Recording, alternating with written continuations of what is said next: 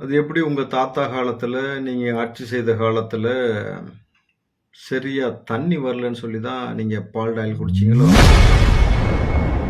தமிழக வெற்றிக் கழக நிர்வாகி ரவுத்தர் இப்ராஹிம் எதிர்க்கட்சித் தலைவர் உதயநிதிக்கு எதிராக பேசி வெளியிட்டுள்ள வீடியோ வைரலாகி வருகிறது. கலைஞரின் பேரனே, ஸ்டாலினின் தவப்புதல்வனே, திரு உதயநிதி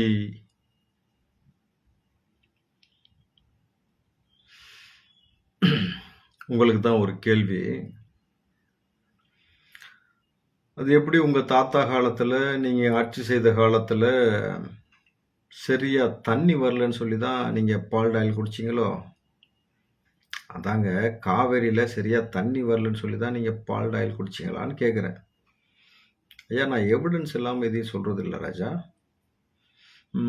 ஏன்னா நீங்க ஆசைப்பட்டு ஒருத்தர சிஎம் ஆக்கணும்னு ஒரு கூட்டு களவாணித்தனம் பண்ணீங்கல்ல, எடப்பாடி பழனிச்சாமி அவர்கள் உங்கள் பெருமையை சொல்லியிருக்காரு. கேளுங்க. உதயநிதி ஸ்டாலின் அவர் இப்ப பேச ஆரம்பிச்சுட்டா. பால்டாயில் கொடுத்ததெல்லாம் பஞ்சு டைலாக் பேசு. பால்டாய் கொடுத்ததெல்லாம் பஞ்சு டைலாக் பேசு. அப்பவே போயிருக்கணும் மேல் லோகத்துக்கு. இங்க இருந்துகிட்டு நம்மள உயிரை வாங்கிட்டு இருக்குது.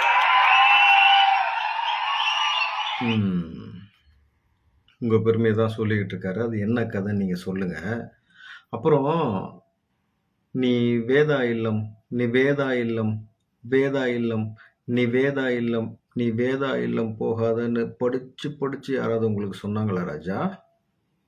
அந்த பக்கம் போயிருந்தீங்கன்னா, ஒரு பெண் எப்படி உங்க தாத்தாவையே கதற விட்டாங்க.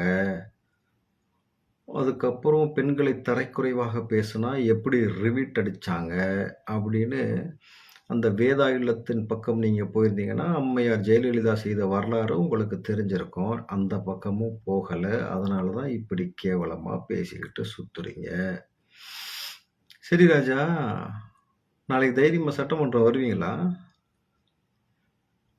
கண்ணா, ஓலை தயாராகிட்டு இருக்கு உங்களுக்கு அது தெரியுமா?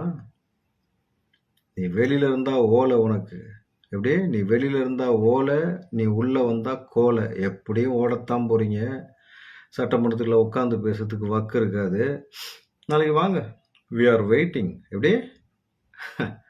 ஈகரா, ரொம்ப ஆவலா காத்துக்கிட்டு இருக்கோம் ராஜா. விரைவில் சந்திப்போம். நன்றி. செய்திகளை உள்ளது உள்ளபடி தெரிந்து கொள்ள ரெஃப்ளெக்ட் நியூஸை சப்ஸ்கிரைப் பண்ணுங்க.